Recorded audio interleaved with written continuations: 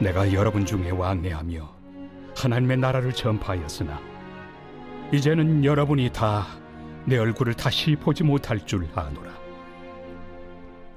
그러므로 오늘 여러분에게 증언하거니와 모든 사람의 피에 대하여 내가 깨끗하니 이는 내가 꺼리지 않고 하나님의 뜻을 다 여러분에게 전하였습니다. 여러분은 자기를 위하여 또는 온 양떼를 위하여 삼가라. 성령이 그들 가운데 여러분을 감독자로 삼고 하나님이 자기 피로 사신 교회를 보살피게 하셨느니라. 내가 떠난 후에 사나운 이리가 여러분에게 들어와서 그 양떼를 아끼지 아니하며 또한 여러분 중에서도 제자들을 끌어 자기를 따르게 하려고 어그러진 말을 하는 사람들이 일어날 줄을 내가 아노라. 그러므로 여러분이 일깨어 내가 3년이나 밤낮 쉬지 않고 눈물로 각 사람을 훈계하던 것을 기억하라. 지금 내가 여러분을 주와 및 그 은혜 말씀에 부탁하노니 그 말씀이 여러분을 능히 든든히 세우사 거룩하게 하심을 입은 모든 자 가운데 기업이 있게 하시리라. 내가 아무의 은이나 금이나 의복을 탐하지 아니하였고 여러분이 아는 바와 같이 이 손으로 나와 내 동행들이 쓰는 것을 충당하여 범사에 여러분에게 모본을 보여준 바와 같이 수고하여 약한 사람들을 돕고 또 주 예수께서 친히 말씀하신 바 주는 것이 받는 것보다 복이 있다 하심을 기억하여야 할지니라. 이 말을 하며 무릎을 꿇고 그 모든 사람들과 함께 기도하니 다 크게 울며 바울의 목을 안고 입을 맞추고 다시 그 얼굴을 보지 못하리라 한 말로 말미암아 더욱 근심하고 배까지 그를 전송하니라. 새로운 또 한 주간이 시작이 되었습니다. 이 한 주간 동안도 주님과 함께 평강의 주님, 은혜의 주님, 또 사랑의 주님과 함께 하면서 한 주간 승리하고 복된 한 주간이 되시기를 바랍니다.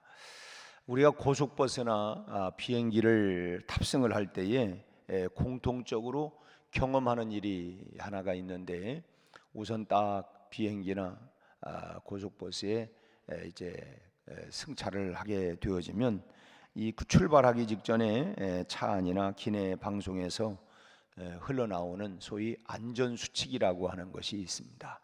뭐 안전벨트를 매라, 뭐 해라, 뭐 하면서 이렇게 안전수칙을 이렇게 듣는 일인데, 어떤 운송이든지 간에 그것들은 생명을 다루는 기계이기 때문에 우리가 그 안전수칙을 무시해서는 안 되는 것입니다. 그 안전수칙을 잘 듣고 지켜가야, 잘 들어두어야 그대로 행동에 옮겨가는 것, 이게 참 중요한 일입니다. 안내자의 지시를 따라서 모든 수칙을 잘 지키면 안전한 여행을 끝까지 우리가 잘 마칠 수가 있겠지만은, 그렇지 않을 경우에 어떤 불상사가 일어날는지 알 수가 없는 것입니다. 근데 조종사의 말에 의하면 비행기는 일정 시간이 지나가게 되어지면 무조건 부품을 교환을 해야 된다는 얘기를 들었습니다. 아무리 멀쩡해도 엔진을 새로 교체해야 하고, 또 심지어는 그 잘 박혀 있는 나사까지도 일일이 다 빼가지고 새 것으로 전부 다 교환을 해 나가야 된다고 해요. 그래야만이 사고를 미연에 방지할 수 있기 때문이라는 것입니다. 참 그러고 보면 우리 인생도 마찬가지라고 봐요.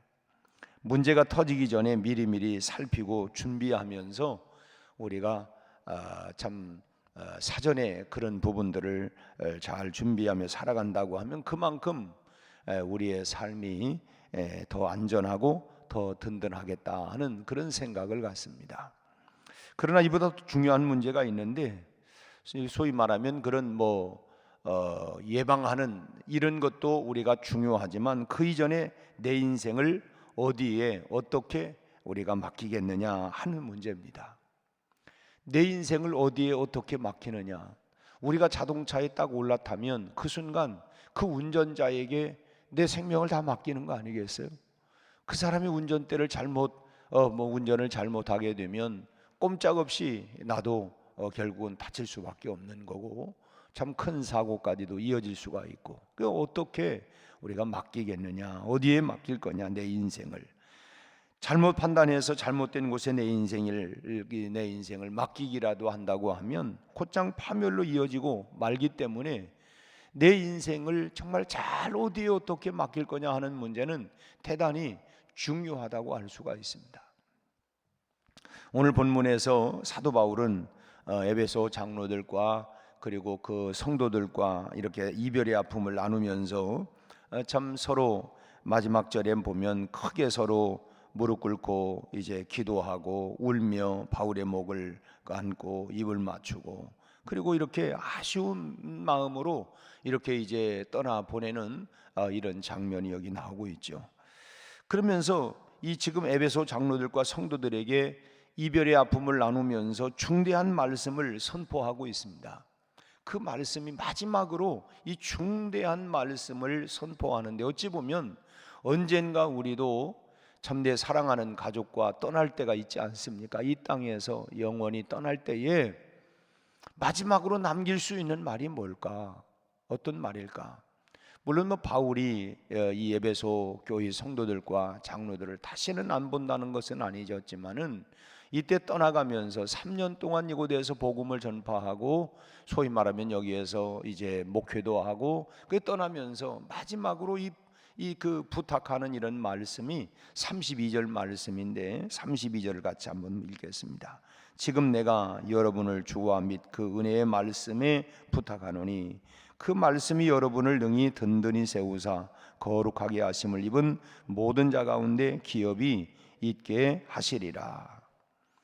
지금 그 전에 말씀을 보면 참 온 양떼들을 위해서 수고를 했다. 내가 떠난 다음에는 29절 보면 사나운 이리와 같이 참 이단들과 이런 유혹하는 일들이 굉장히 많을 거다.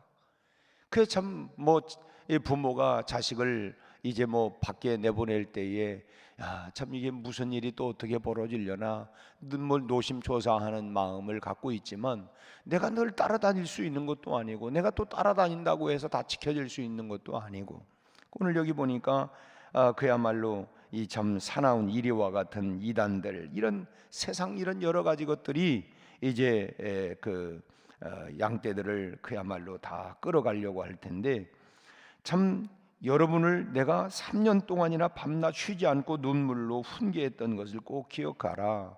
그러면서 내가 지금 이제 떠나는데 이 에베소를 떠나면서 성도들을 지금 어디에다가 의탁할 것인가, 이걸 고민하면서 바울은 하나님의 말씀에 부탁한다. 하나님의 말씀에 부탁한다라고 지금 이 말을 하는 거예요. 바울은 지금 에베소 교회 성도들 그리고 장로들과 작별을 하면서 주님과 하나님의 말씀에 맡기고 있다고 하는 거, 여기서 참 우리가 생각해야 할 건 분명히 에베소 교회에는 거기 에베소 교회를 참 리더해 나가고 있는 이 장로들이 있음에도 불구하고 바울이 어떤 사람에게 이렇게 부탁하는 게 아니라 하나님과 구원의 방편을 제시해 주시는 그 하나님의 말씀에 부탁을 하고 있다고 하는 거예요. 아니 왜 이 지도자들도 있는데 그들에게 부탁하지 아니하고 참 하나님의 말씀에 이렇게 부탁을 하고 있는가?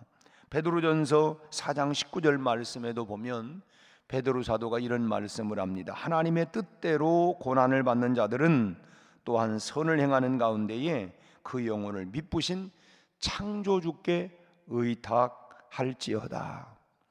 창조주 하나님 앞에 다 의탁한다. 하나님께 의탁한다는 거예요. 이런 말씀들은 참 사람이 아무리 신앙적으로 모범적인 그런 삶을 살아간다 할지라도 완전하지 못하다라고 하는 것을 암시합니다. 우리가 흔히 그렇죠. 나는 누구 때문에 내가 상처를 받았다. 나 그 사람 굉장히 나는 참 믿음, 신앙, 인격이 막 훌륭한 줄 알았는데 내가 가까이서 보니까 좀 실망을 했다. 사실은 다 실망을 해요. 우리가 부부도 그러지 않습니까? 참 뭐 소위 말하면 콩깍지에 껴가지고 결혼을 하고 뭐 그냥 그래도 살다가 보니까 아이고 내가 그때 참 이 다 너무나도 서로의 연약한 부분들을 다 알아요.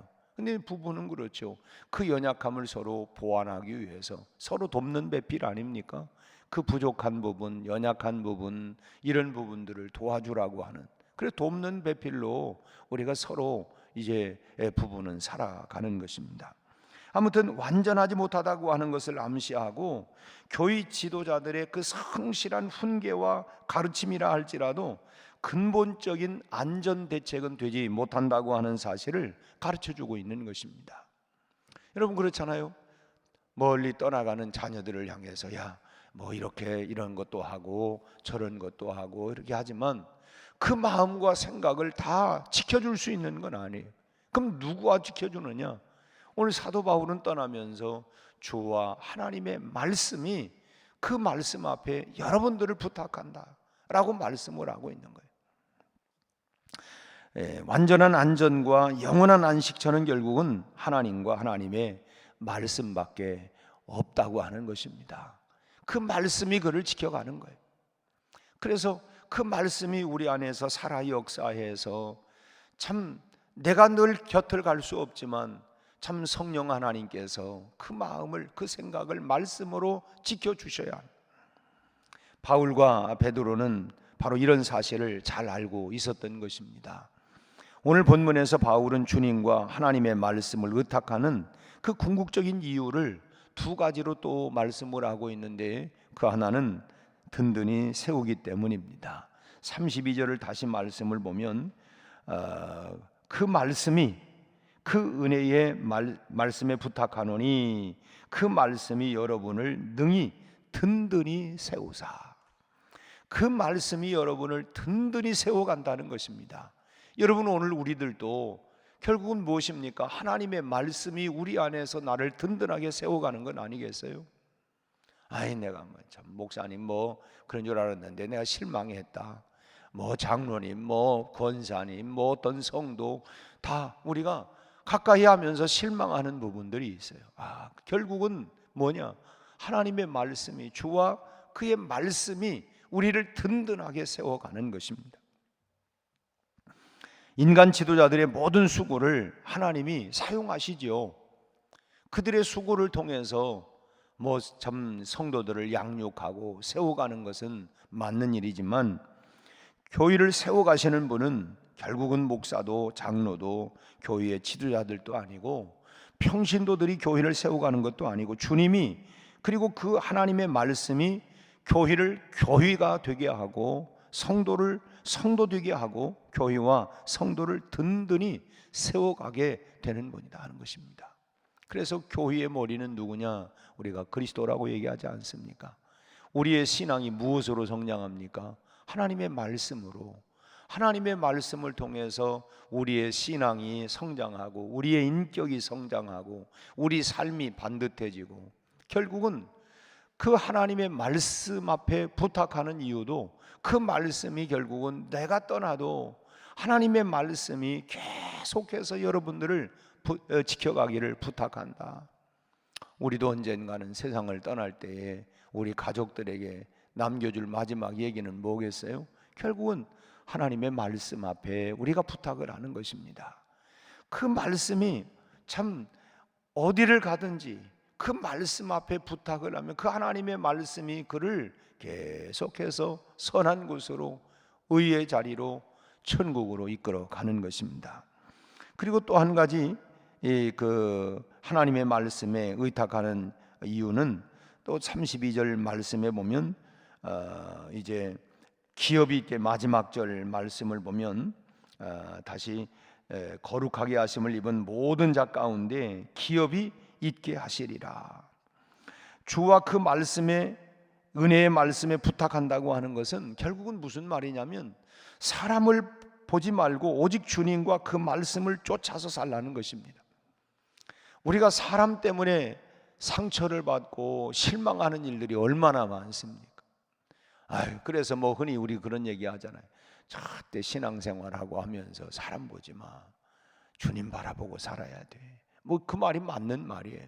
그 우리가 아무리 뭐 참 천사 같다도 다 흠이 있고 연약함이 있고 우리의 기대와 지와는 이 미치지 못하는 이런 부분들이 얼마나 많은지 알 수가 없어요. 그래서 우리가 여기도 그렇기 때문에 참 하나님이 기업이 있게 하실 것이라고 말씀을 하고 있고, 이 기업은 결국은 뭐냐?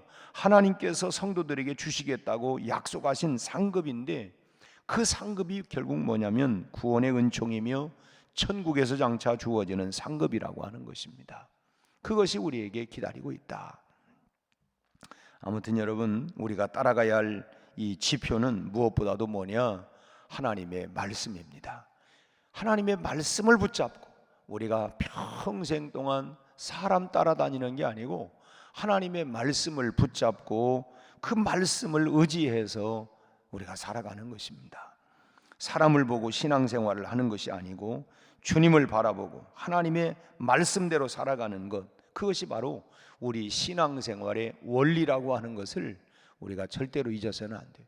신앙생활의 원리가 뭐냐? 물론 처음에 우리가 신앙생활이 시작은 그 사람 좋아서 그 사람이 나를 인도해서 그렇게 시작을 하지만, 그러나 궁극적으로는 우리가 하나님의 말씀을 우리가 붙들고 말씀에 기초해서 그 말씀을 의지하여 살아가는 것이 신앙생활의 원리라고 하는 것입니다. 그럴 때 우리가 구원을 온전히 이루게 되는 것입니다. 다른 그 어떤 것보다도 참 신앙생활의 기준은 다른 게 딴 게 없다는 거예요. 그 신앙생활의 기준은 무엇보다도 주님만 바라보고 하나님의 말씀대로만 살아가는, 이것이 우리가 구원받은 성도들이 우리가 살아가는 신앙생활의 원리라고 하는 것입니다. 오늘도 이제 새로운 한 주간이 시작이 되었습니다. 또 그동안 우리가 참 신앙생활, 교회 생활을 해오면서 참 마음 가운데 또 실망되는 부분들도 있지만, 신앙생활의 원리는 꼭 부부도 마찬가지. 부부 생활의 원리는 뭐냐? 부족한 부분들을, 허다한 허물들을 덮어주고, 내가 또 그런 연약한 부분들을 내가 보조해주고 도와주고 돕는, 말 그대로 도우면서 또 덮어주면서 그게 살아가는 것이 결국은 그게 결혼 생활이고 그게 부부가 살아가는 모습 아니겠습니까? 허물들을 덮어주고 연약한 부분들을 세워주고 도와주고 돕는 배필로. 신앙생활도 그리스도 안에서 우리가 다 그런 부분들, 우리가 본받고 따라가야 할 우리의 목표와 지표는 하나님과 주님의 말씀입니다. 그 말씀을 따라서 이 사람이 저 사람이 아니라 하나님의 말씀을 따라서 우리가 살아가는 것이 신앙생활의 원리이고, 그리고 어떤 사람도 완전한 사람이 없어요. 우리는 다 그런 부분들을, 연약한 부분들을 우리가 덮어주고 사랑해주고 도와주고, 그것이 결국은 가정이고 천국의 가정이라고 하는 것, 교회라고 하는 것도 하나님의 가족, 이 가정이라고 볼 수가 있는데, 그렇다면 우리가 똑같이 그런 연약한 부분들을 덮어주고 도와주고 세워주고 격려해주고, 그리고 내가 본받고 따라가야 할 것은 주님과 그의 말씀, 하나님의 말씀을 우리가 통해서 우리 신앙생활의 원리와 기초를 두는 것입니다. 그래서 이 사람 저 사람 누가 그랬다 저가 그랬다가 아니라 하나님의 말씀에 의지해서 오늘도 우리가 주님만 바라보고 하나님의 말씀대로만 살아가는 또 한 주간이 되시기를 바랍니다. 그래서 우리가 흔들림이 없이 주님 바라보고 하나님의 말씀을 의지하여 그 말씀에 의지해서 이 한 주간 동안도 승리하는 복된 한 주간이 다 되시기를 주님의 이름으로 축원합니다. 기도하겠습니다. 하나님 아버지, 오늘 새벽 미명에도 한 주간을 출발하는 월요일 새벽 미명을 주님과 함께 출발할 수 있게 해주시니 감사합니다. 여호와는 나의 목자시니 내게 부족함이 없으리로다 고백했던 다윗의 고백이 오늘 우리 모두의 고백이 되어지게 하시고, 오늘 또 주님과 하나님의 말씀을 붙잡고 한 주간을 하나님 출발할 때에 그 말씀이 우리의 생각과 마음을 지켜 주시옵시고, 오늘 또 그 말씀이 우리를 위로하고 우리를 격려하고 우리를 하나님 축복하고 그 말씀대로 우리 하나님 우리 모두가 이루어지게 하여 주옵소서. 어제도 우리가 참으로 하나님 사랑할 때 모든 것이 보인다 하는 말씀을 들었습니다. 믿음, 소망, 사랑, 그 중에 제일은 사랑이라고 했는데 우리 모두에게 사랑의 영을 풍성히 부어주셔서 우리 하나님 사랑으로 모든 일들을 섬기며 세워가게 하여 주시옵소서. 우리 아버지 하나님, 묵은 우리의 마음을 하나님 기경하여 주셔서 새로워지게 하여 주옵시고 우리 안에 하나님 새 영이, 하나님의 영이 충만하게 하여 주시옵시고 하나님 오늘 한 주간 동안도 성령 충만하여 우리 모두가 승리로운 삶을 살아가게 하여 주시옵소서. 오늘 또 하나님 주의 전에 나와 부르짖는 저희들의 간구마다 하늘문을 여시고 응답하여 주시옵소서. 저희들의 연약함, 저희들의 소원들, 저희들의 하나님이여 간절한 간구를 주께서 귀를 기울여 주시옵시고 꼭 응답하여 주시기를 원합니다. 우리 하나님 오늘은 또 대전 서지방 우리 교역자 모임이 우리 배운교회에서 있습니다. 하나님이여 곳곳마다에서 목양하며 수고하는 주의 종들을 주님 축복하여 주옵시고 성령 충만하여 교회마다 큰 은혜의 역사가 일어나게 하시고 다시 한번 하나님이여 부흥의 역사들이 일어날 수 있도록 하나님 축복하여 주옵소서. 오늘 또 아버지 하나님 우리 각자의 처해 있는 가정과 직장과 일터와 생업과 모든 상업 사업장마다 하나님께서 복을 주셔서 형통하게 하여 주옵시고 푸른 불밭 쉴만한 물가로 우리 모두를 인도하여 주옵소서. 예수님 이름으로 기도하옵나이다. 아멘.